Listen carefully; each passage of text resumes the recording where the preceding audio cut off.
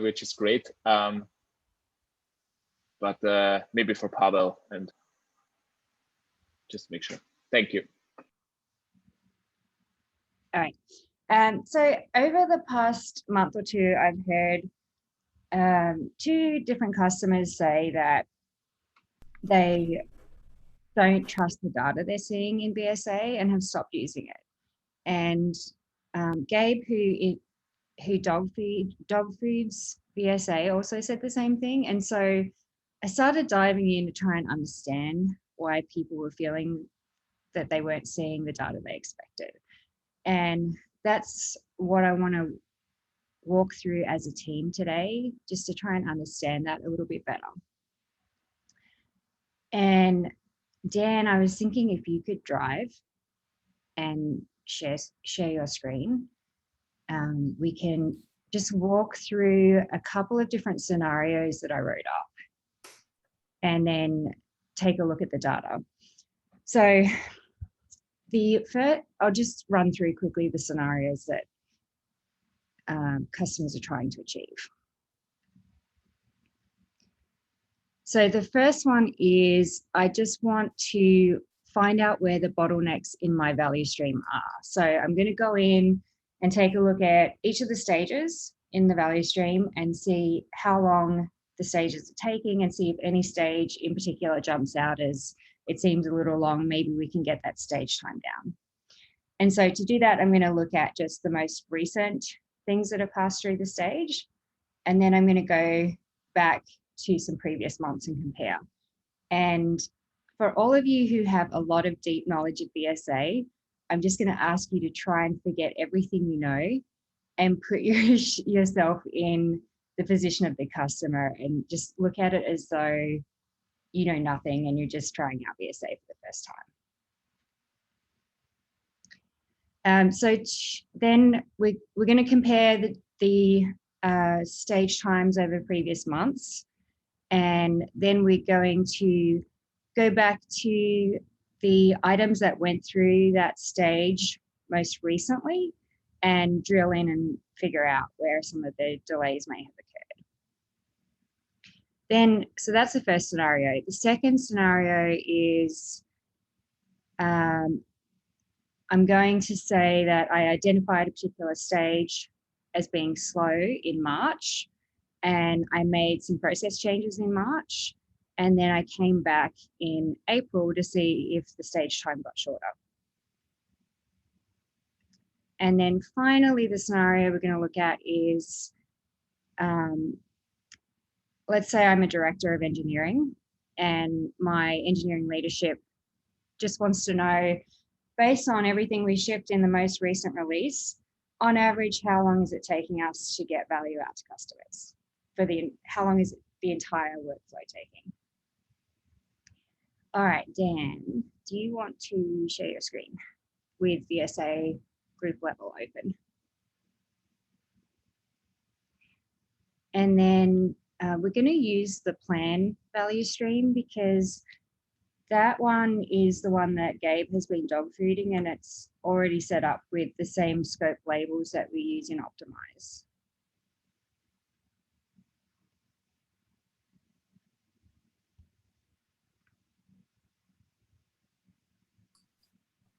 Okay, and then can you filter by the Optimize label? And we'll just look at our actual work that we delivered.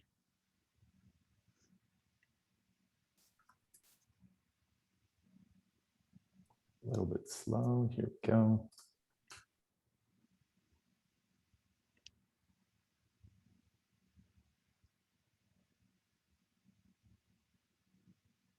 All right, so the date range already defaults to the last 30 days. So we're looking at things that we would have gotten into the 13.12 release. So let's take a look at the stages and see. I think we should mostly just focus on the development stages, not the planning and design stages for this exercise. So let's just take a look at the stages and see which stages took a long time.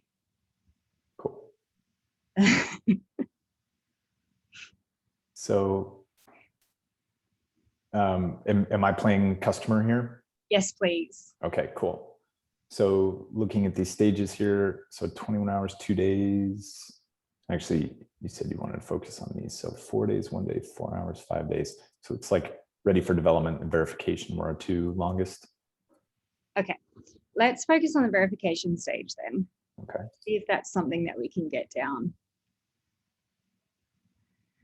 Okay, so it's showing that there were 5 items in the verification stage. Does anything about that data set so far look off? So it seems like we probably verified more than 5 things for all of 1312. Yeah, that's what I would expect to. So how about we take a look at our build board and see, well, first of all, let's see how we measure the verification stage. Okay. So the verification label was added to the issue is closed. That's the stop issue or stop event. Okay. And how nice that we can actually see that in the tooltip now. It's very nice. Okay, so verification label was added and the issue is closed. All right, let's look at our build board. I would expect that there were more items that went through the verification stage in last month. Yeah, I think so. I'm not 100% sure if we always add the verification label though. So if we go straight to production, since we realize this is actually already working on production, I think we sometimes skip the verification label and then it would be not tracked. That's my immediate thought, but not sure. Okay. I'm on the wrong board. Hold on. I went to compliance. Okay, so we've got 1312. And then the end event is that the issue is closed. So I think we could start by looking in the closed column. Yeah, let's just go straight over there.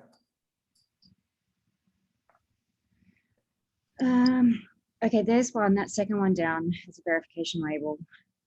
Can we open? Was that one on the list for VSA? Days to completion chart? Let's see. No, doesn't look like it was. Okay, so let's open that one and see. Let's see if the verification label was actually applied during the last 30 days. Yep. Label 3 weeks ago. April 23rd, which is within that time frame. Okay. And then it was closed 2 weeks ago.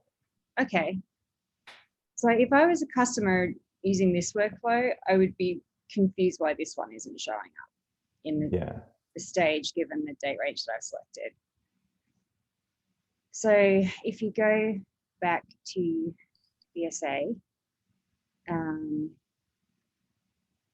so 2 questions I would have at this point. We are showing a stage time of 5 days, which now we can filter by time and easily see if that makes sense. We know that we're using median, not average. So that does look accurate for the data set, but now I'm questioning what this data set is and that my stage time is maybe not right because it doesn't include the whole data set. Okay, so I'm gonna move on anyway with my next task, which is I am going to take a look at some previous months. So just to keep it simple, let's do calendar month and take a look at, let's say, March.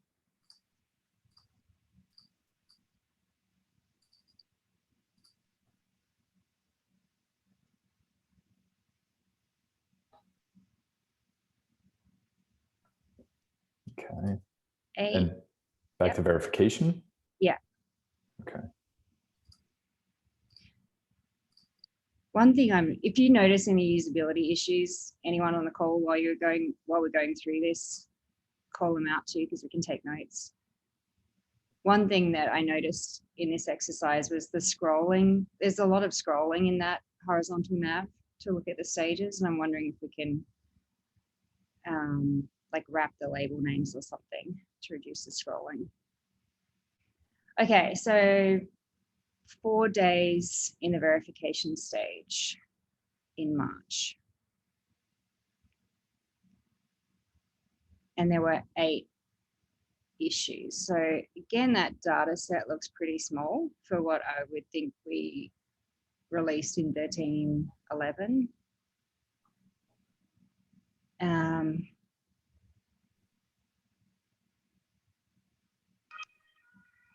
mean, this is split now between 2 milestones, isn't it? Because we take the 4. Yeah, it is a little bit. We've gone into the 13.12 milestone as well at this point. Okay. So maybe let's look at one of these items and see if there's anything weird about the stage time here. So do you want to open the first one and see when that item entered the verification stage? Sure. 3 weeks ago, April 27th. April 27th. Okay. Oh, which is interesting, because that's outside of our date range, right? Oh, we set the date range of March. Yeah. Yeah. Okay. That is weird. I wouldn't expect that to show up for March. And then it was closed 1 week ago. Can you just take a look at when that issue was actually opened? Because I think that maybe the filter is looking at the dates that the issue was opened, not the date that the event occurred. At least what I can see from our side. Okay, so let's go back to the it was created 1 month ago. It's created in March 25th. All right, and then let's go back to VSA. Oh, they're all open 2 months ago. So yeah, that's exactly what's happening, Brandon, is that it's because it's using the created date. It's showing anything that was created in March, regardless of when that item passed through the verification stage. So we know that, but this is where customers are getting confused, because they think that by selecting the March timeframe, that they're looking at the set of workflow items that went through the verification stage in March. Yeah, and it's definitely confusing. Yeah, and it becomes even more evident when you go back even further, like if we went back to February. Actually, do you want to do that, Dan?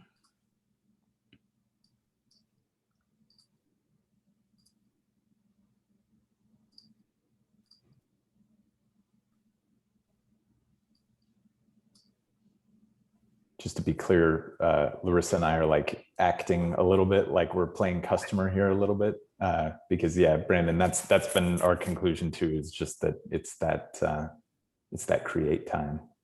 And when you look at this list, the third one down, add sorting to stage tables front end, we know we just did this work in 13.12, but we're looking at the February date range. And so the data just looks off if you don't actually know what's happening.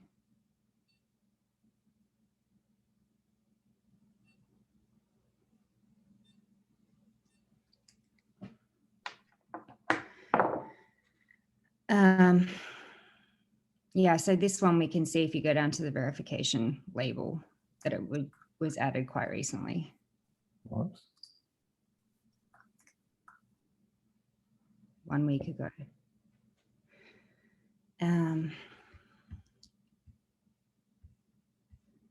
then if we go through the final task that we wanted to do in this scenario, which is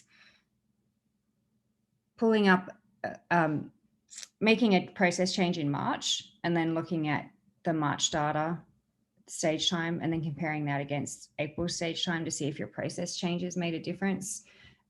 We know based on what we just looked at that you wouldn't actually be seeing a stage time for March when you set the March date range, because those items could have passed through verification at any time. So just to make sure I fully understand, that means that both event dates need to be included in the particular date range in order to show up correctly. You mean the start event and the end event? Yes. That's what I'm concluding. I think that's what we need to do to make this intuitive and to support the use case of being able to work on your stage times.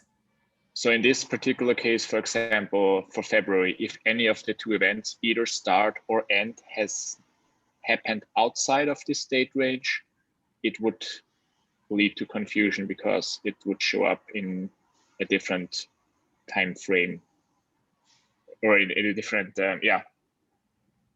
in a different place, depending on the stage that you're looking at or the time frame that you're looking at. Yeah. Wait, say that again, Martin. So I'm confused too. I'm not sure if that made sense though. So in order to show up, I'm just thinking that, for example, here, the verification label and the issue create date both need to happen in the particular time frame that we selected in order to show up correctly.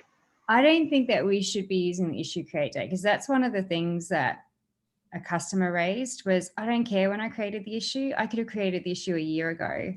I'm working on it now, and that's all I care about. So maybe we should, I'm not sure how we can do it, but I guess we should probably change the start event to something more reliable, maybe like another label though, but I'm not sure if that's intuitive at all. Or I think that it would be okay to just use the start event, whatever the user has defined that to be.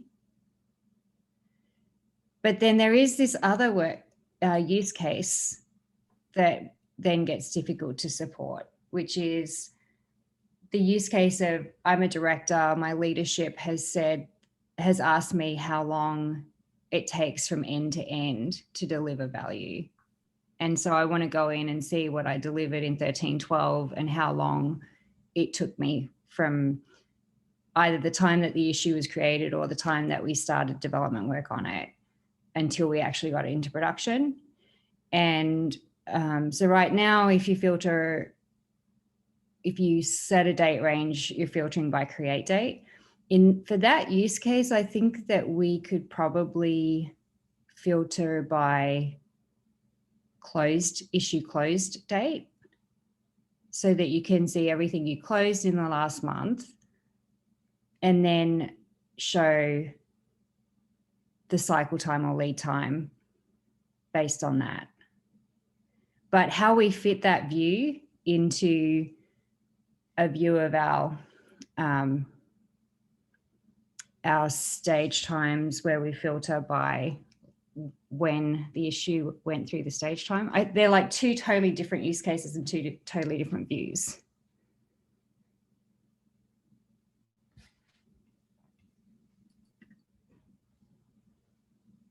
So I think there's a couple of things that need to happen. Actually, I'm going to share screen again. So the first thing is what we already talked about. I think this date range, instead of looking at opened or start, it should only look at the end event. And just to be clear, I think it was set to use start event like before optimized group existed. Like I think that was just the original implementation. And I think it just took us a while to figure out that we should probably be changing that. But there's a second thing, which is kind of interesting, which is that it seems like we need to, like right now, the overview is a summary or sort of a summation of each of these individual stages. And I think that probably needs to change as well. I'm less certain on this one, but I think so, because I think, like, for example, when somebody clicks on this verification stage, they're expecting to see anything that was verified in this date range. I think that's what users are expecting to see. Like, that's what I'm expecting to see.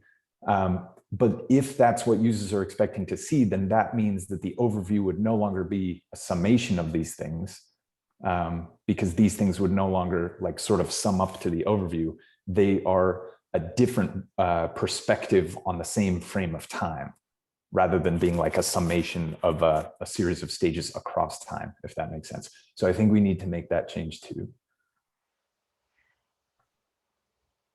Yeah, and then I think if we did that, then the overview stage could be where we go to find out full cycle time for, let's say, the things that we closed in the last month.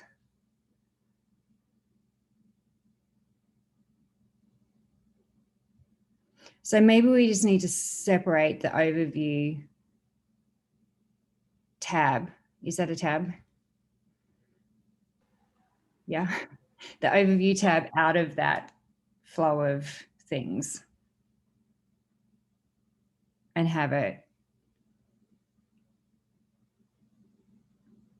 That might not even be necessary, but just not sum up the stage times.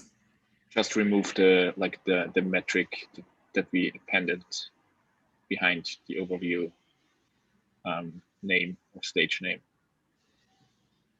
I think it should still be part of the flow because, well, we want to click on it, right? So it should be part of the navigation somehow. But maybe we should visualize, like maybe we need a visual distinction to say, okay, this is, this is not really part of the flow. It's also not a sum of the flow. It's just an overview. I don't know how we can extract it to make it more obvious, but I think removing the metric that could help a bit in solving that problem. Mm-hmm.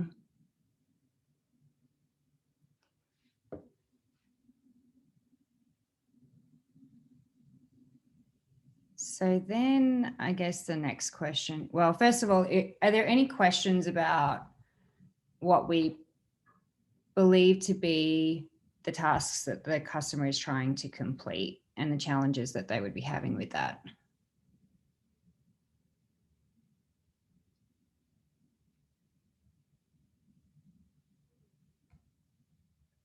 Okay, so then the next question is just the feasibility. And since we covered the use cases fairly quickly, we do have a bit more time if we want to talk about the feasibility of changing it. Or we could just go away and think about that and do that async.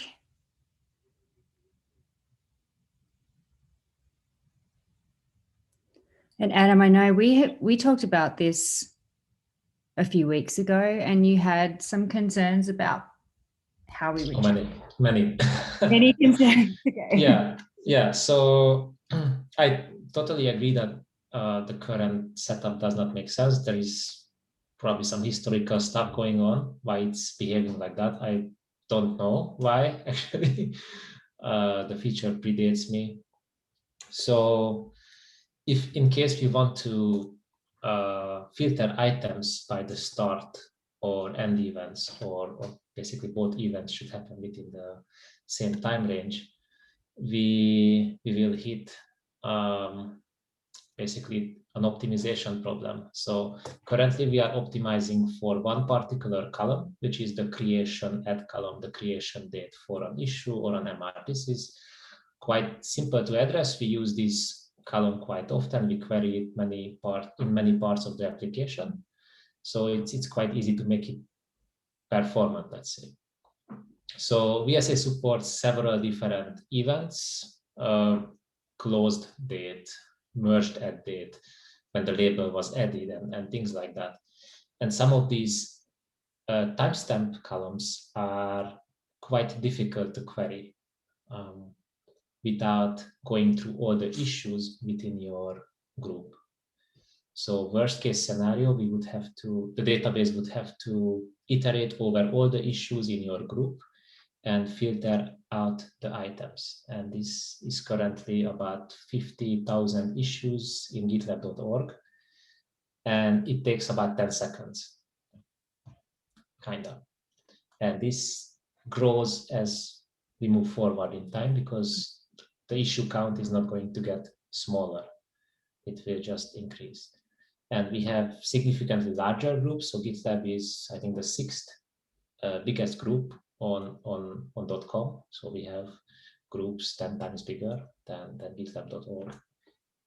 So yeah, it's problematic. I don't say it's not possible to do it, but it's a big investment because we will have to look into each start event and see how do we make this performant. Simple, in some cases, it's quite simple. We need to introduce a new database index. This is, I don't know, it's about a weight of 3. So it's a relatively simple change. Okay. Database migration, and we have to verify if the database queries are performant. So that's that. The more difficult when this timestamp column, the event column in the database is buried under a different table, like the label events, or like the issue board events, or first mentioned in commit, merge request merged. So if it's not about creation, then we might need to denormalize these tables to expose the project ID, because in some cases the project ID is not available on this database table.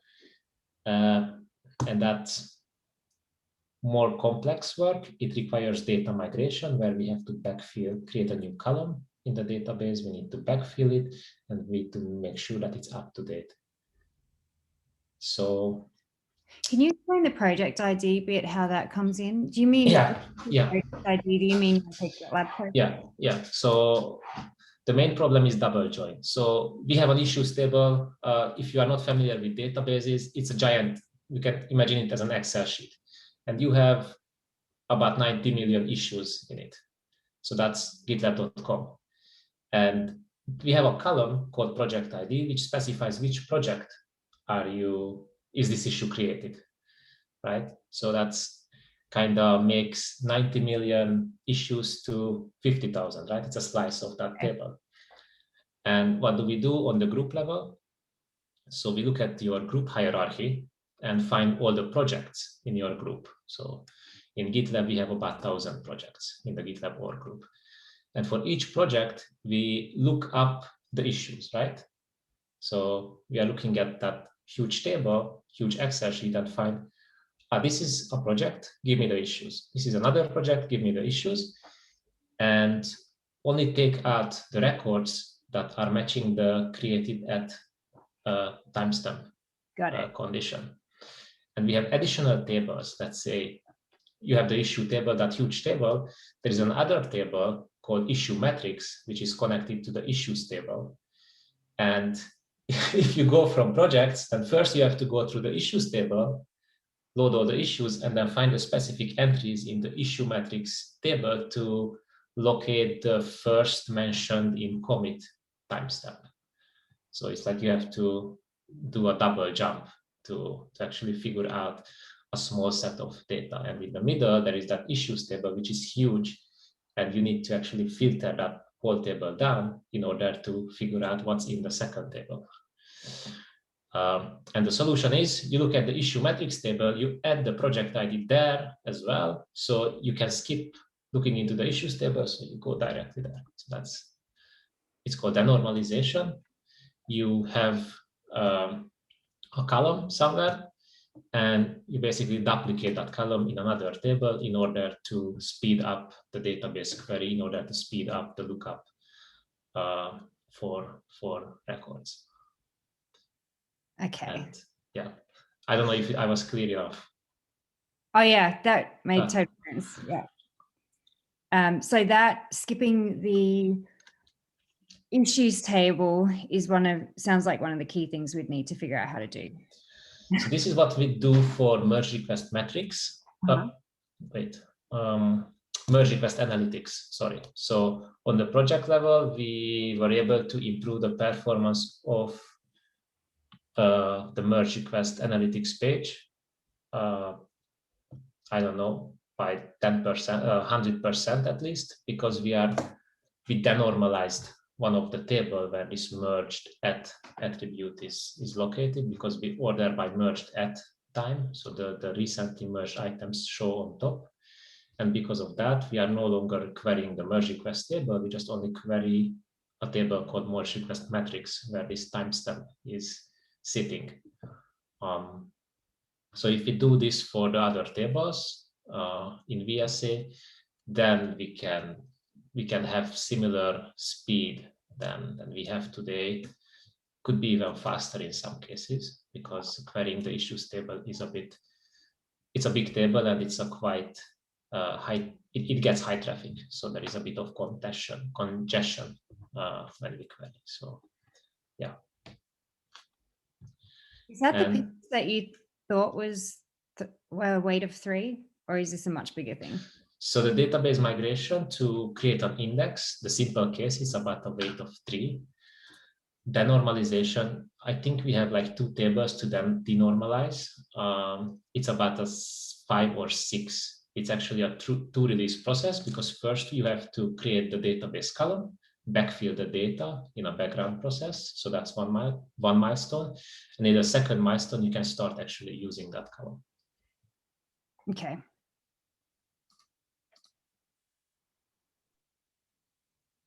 So that doesn't sound as bad as I thought it was going to be.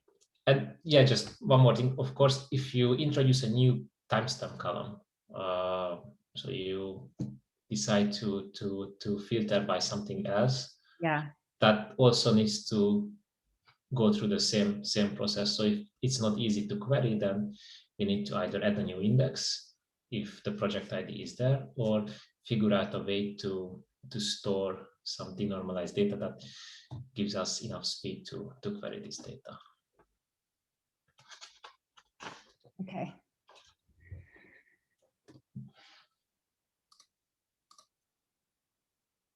And how about the front end? Are there any big challenges with the front end if we made this change? Nothing really springs to mind, but it's also a little tricky because I can't quite visualize how we might, like the date selector part of it seems fairly simple.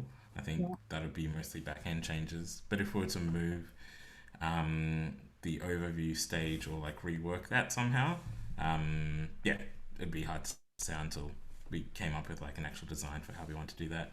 In terms of the actual I guess state of the code base, I think we're in a much better position to make quicker changes to the front end, definitely than we were 6 months ago.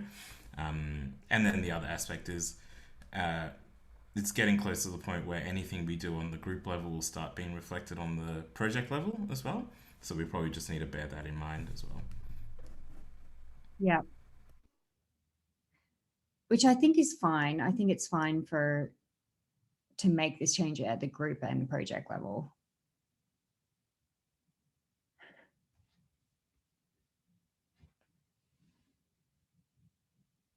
Well, currently the project level doesn't have an overview stage because we don't have charts. So if we did it relatively soon, then yeah, it would only be really on the group level. Yeah, okay. Plus, I guess we could like easily avoid a bit confusion by just removing that metric. And then it's much more obvious that we don't show a number on the overview page, so nobody's really concerned about where a number is coming from. That's a super easy fix. And then we can think about how we want to come up with a different design or different layout for the overview page if necessary at all. I agree. I think the easiest option is just strip out that metric, and it'll be differentiated, and I think that'll be easy enough. Yeah. And we have a couple of things, I think, in 14.0 to have a popover, add a sentence to the popover that's next to the date selector to explain that it's using the issue created date, depending on when we decide to move forward, if and when we decide to move forward, we may or may not want to do that issue.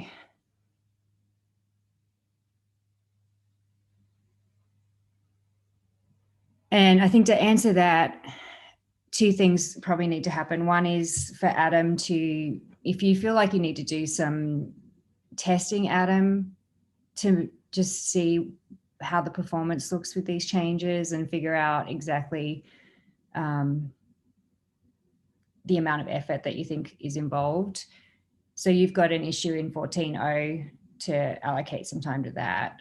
And then I want to go and run this by some more customers just to make sure that I feel pretty confident based on the conversations I've had so far, but I would just like to do a bit more validation to make sure this is the right change. And can we ask right now, does anybody on this call like not feel confident? Like, does anybody wonder if this is the right direction? Or are we all feeling okay about it?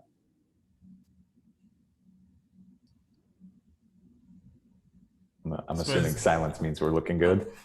I was just going to jump in. I suppose the only area I'd probably want to get a little bit more validation before we jumped ahead would be making changes to the overview stage. Taking out the number is fine. But yeah, I think if we were to start playing around with the navigation again, we may then need another feature flag, which, yeah, we've all been down that path. So, yeah. Yep. Yeah, that's something I'll make sure I ask then. So I guess, in my opinion, yeah, go ahead, Mark. So I was just going to add, I think the overview, I think we should not, personally, I think we should not make changes to the way the navigation works. I think it's just a matter of what we want to show on the overview page. But it should still be part of the flow, right? Because it's part of the clickable tiles, and at some point you want to get an overview. That's the only place where we show the charts and like a summary. So in my opinion, it should still be part of the horizontal navigation. I think it's just a matter of what we want to show in that page. We could also, right now it's like a box with an arrow. When you hover over it, we could make just take the arrow piece off the overview so it doesn't look like it's part of the flow.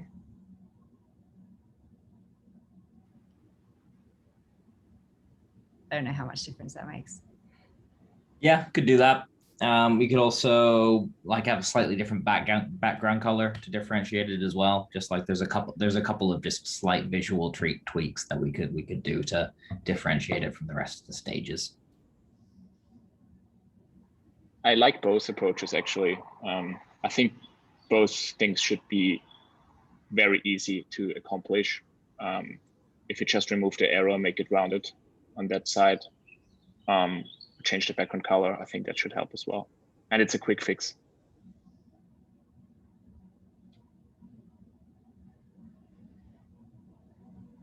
What if customers come back and say something like, okay, but we also, yeah, I want to be able to select a date range and see what passed through the stage in that date range. But I also want to only look at the items that were closed in a certain date range or opened in a certain date range. I don't know if that's going to be a thing, but if we get requests like that, is that just going to add even more performance issues because we have to make more queries? It's really hard to tell upfront what the customers will will want. Generally, we are building on top of our issuable field finders. So if you go to the issues page or the merge request page in a project or a group, you will find a lot of additional filtering options. And theoretically, we could support those. So actually, it's much more than we support in VSA. Like you can filter by, I don't know, this emoji, what you can put on the issues and things like that. And if that's like extra timestamp filter is available, then we could probably do that. It wouldn't add too much processing on the backend side, because the initial date range filter that we build or planning to build will reduce the number of rows significantly. So an additional filter doesn't really make too much difference. But of course, it needs to be measured properly and see how it behaves. I cannot tell for sure if it will work. Something else, if the customer needs like a special reporting or additional special filters based on something completely else, APIs. So if VSA would expose data via the APIs, your issues, the related issues on merge request, the customer can build automation on top of that to further filter or process that data. So that could be another way to support this. Yeah. All right. Well, any other questions or concerns?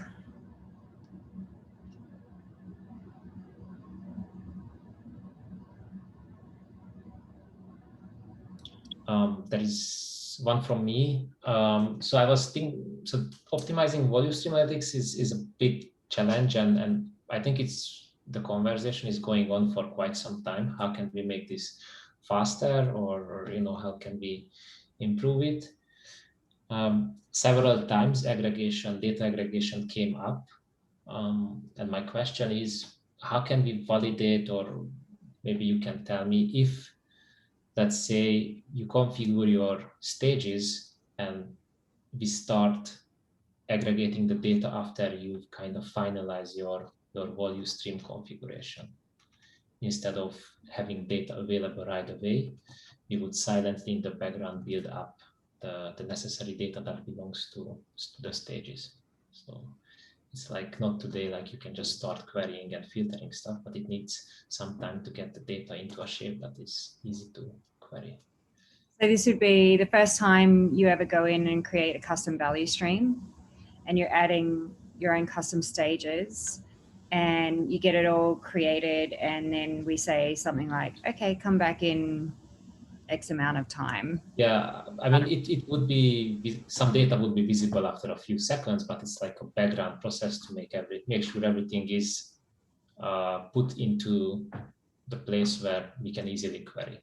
So that would be the ideal place where I'm not looking at 5 different tables for your timestamp columns or for the end event, the start event, but I write one specific table that has one column start, another column end, and I only look at that table. That would significantly improve things. Okay, and then do you have any idea how long that processing time would be? It depends on the group size. So I mean, I can only say what I know about what we do in the background migration process with the database team. Few minutes, probably.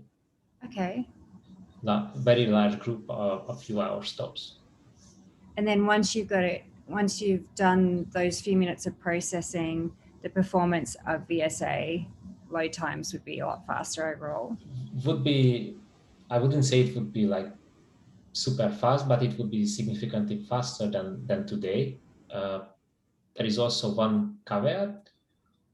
That this data changes often, right? You close an issue, you create a merge request, you add the label. So this data also needs to be synced. So we need to keep this new table or new source of data in sync. So there might be a slight delay there, a few seconds up to a minute or so. And this is like a price we have to pay for fast data access.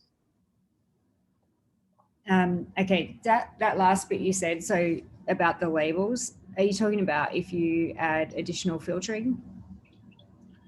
No. So if you have a stage event, that depends on labels, right? And that might not be reflected right away.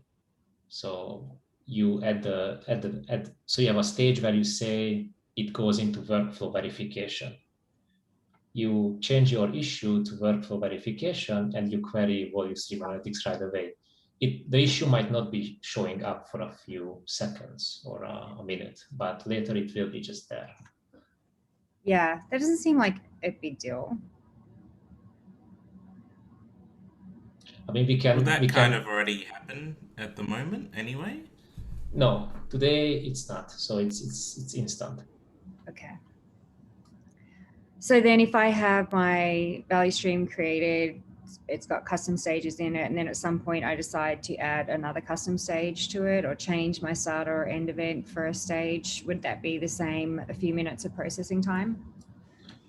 So yeah, adding a new stage requires this process, and altering a stage also. So yes, that's the penalty we pay. Yeah, which seems like a reasonable sacrifice to make, because you don't do that on a daily basis. What you're doing on a daily basis is just using the value stream that you've already created. So that seems fine to me if it means optimizing just your day-to-day interactions. The freshness of the data also is dependent on the particular use case that you're looking at as well, like the scope of the data that you're looking at. So for example, like the historical view, where we are interested in seeing how our stage time has changed over time, that really doesn't need to be real time. That can be a few days late because we're looking at it over the course of a month or something like that. Whereas the more like work in progress type view that we're working towards, that one does require it to be sort of more real time, not necessarily instant. Like if it's a minute or two, I don't think it's too bad, but like there is, yeah, if we can find the right balance of providing enough real-time data for that work in progress view whilst balancing it with the historical stuff that we can load over a longer period of time, I think that would be ideal. If that's valuable at all. I'm just trying to follow along. Yeah, that makes sense to me. To be honest, within GitLab, we didn't really do these kinds of aggregation tasks, jobs. We just start exploring these ideas in order to improve the performance of the application. And I thought for volume stream analytics, it could be also a way to go, but I don't have the specifics.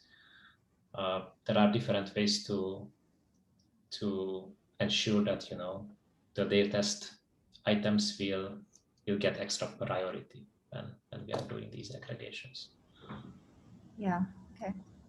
As a side note, would the aggregation also make sense in conjunction with templates? Like if we had some predefined setup templates for specific common use case value streams. Yeah, that's the problem. So currently we have this concept of default value stream, which consists of our we made it up within GitLab.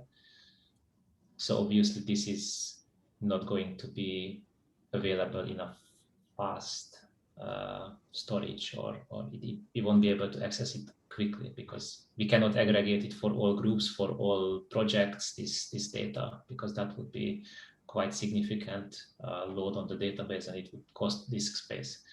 So for default stuff that the user are not really changing, cannot really change, and let's say the open source version where you have these default stages, we would still rely on the current way of calculating things, looking into tables and do aggregations. But if we are talking about paying customers and custom stages, then we can move it into a more improved approach, a better performing backend. Another concept which is really useful in value stream is like using different item types. So there's a distribution of different types of items which come through your value stream. You have bugs, features, security vulnerabilities, typically of like 5 or 6 in total, and these are mutually exclusive things. So is there some way to optimize around pulling from a smaller data set once you've defined these workflow items? So rather than going from like the entire pool of issues, once we have issue types implemented and an issue type is defined as this, and within your value stream, you say, I'm only interested in seeing these types of issue types, would that reduce the data set and somehow help with performance at all? So yeah, so there are 2 options. One, you define this extra flag in your stage definition when you set up the stage, that is this particular stage only look at incidents or bugs. Then when we aggregate the data, we only aggregate a really small set of data, which makes everything fast. If you don't do this, what we can do is on the UI, you would have maybe an extra filter in the drop down that you say, this is my value stream, this is my stage, and I'm looking at it. And on the nav bar or the search bar, you select the bug issue type. And that would filter things down significantly and will show the results. If you want to do that, on that special table where we collect this data, we will have to record the issue type, for example. So this is like a post filter. We can call it like that. This can also speed up things, but it won't reduce the number of data the amount of data we are storing. It's just a fast access to a slice of data we get, something like that. So generally the answer is yes, it's doable. And if it's not too many types we are talking about, then it's totally doable. Cool, because like best practice would have 5 or 6 maximum in total, so that would be an actual limiter. So if it's like really a state column, like a state or a type on the issue or the MR tables, that's fine. But as soon as you say to me like, I had the bug label, I'm only interested in the bug labels, then it's a bit tricky, because then I will have to look into the labels, I will have to find the issues with the bug labels and aggregate those. So that's an extra step. But if it's something really close to the issues or merge request, then we can do, and state or type is something like that. Yeah, there's a number of these concepts being implemented by the plan team at the moment that we could potentially leverage.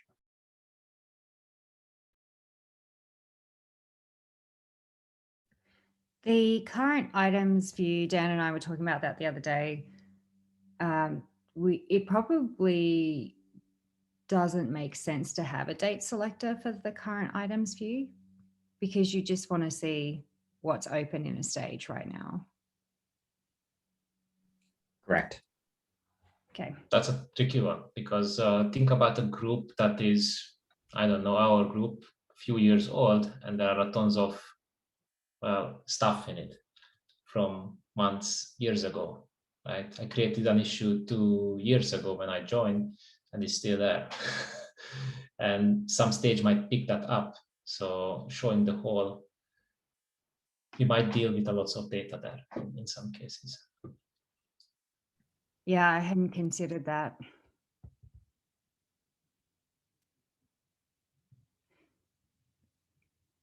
Maybe. But wouldn't filters serve the purpose of whittling that down? Yeah. If your filter is defined on a stage definition level, then yes, that would work. But if you manually add the filter when you open the page, then the first page load will be terribly slow, right? Because you have to wait until all the stuff is done, loaded, and then you filter down by state or type.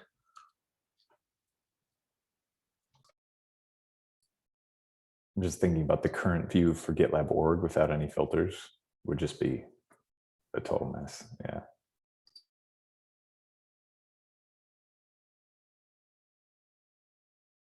You mean VSA? Or Yes. yeah. So that's the other thing. So a year ago, 1.5 year ago, when this feature, the new backend was initially merged and went through review, our timings were at least 4 times less than the current. And as the group increased the number of issues and projects, things got slower. So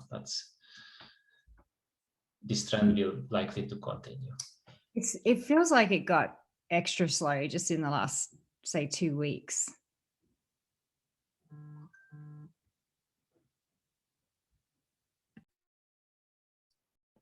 So maybe we just need to impose some kind of arbitrary limit, 200 items or 500 items on the current view. Yeah, that might work in some cases, but we also have aggregations like median or average, and that requires the whole data set that is matching the filters to be loaded, sorted, and take the midpoint out of it. So that's a tricky one. Honestly, I haven't looked at the queries lately, how they are performing. There could be that somebody thought that, okay, I don't need this database index, or I change something deep in the core query logic, what we also use in VSA, and things got slower. So that's the other thing. Maybe there is an optimization that is missing. Need to look into it. Cool. So that issue is the most recent link in the chat here, and I will also add it to the agenda. By the way, I've been keeping some notes in our optimize meetings doc, so we have some notes there as well. We have maybe 30 seconds left on this call. Is there anything anybody wanted to wrap up with real quick? I think VSA has made a huge amount of steps forward since I joined the team. So I think we've done a great job up until this point. So congrats, everyone. I really like it. There's a lot to go, but I think we've done a lot of great stuff. Yeah, and I think if we can resolve this issue where we're not showing what customers would expect, I think we've got a really, really solid foundation to build upon then, and then we can start iterating with fancy new features. Agreed.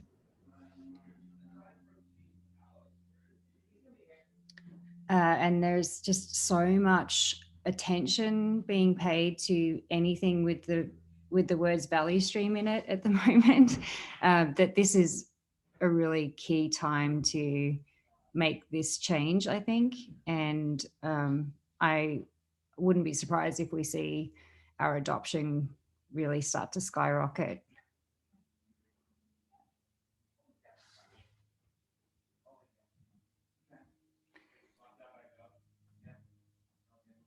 All right. Thank you so much for your time, everybody. I really appreciate your help in walking through this and putting our heads together to figure out where we go with it. Thank you. Sure. Thanks, Thanks everybody. Yeah. I hope you can get some sleep now, Ezekiel. All right. Bye.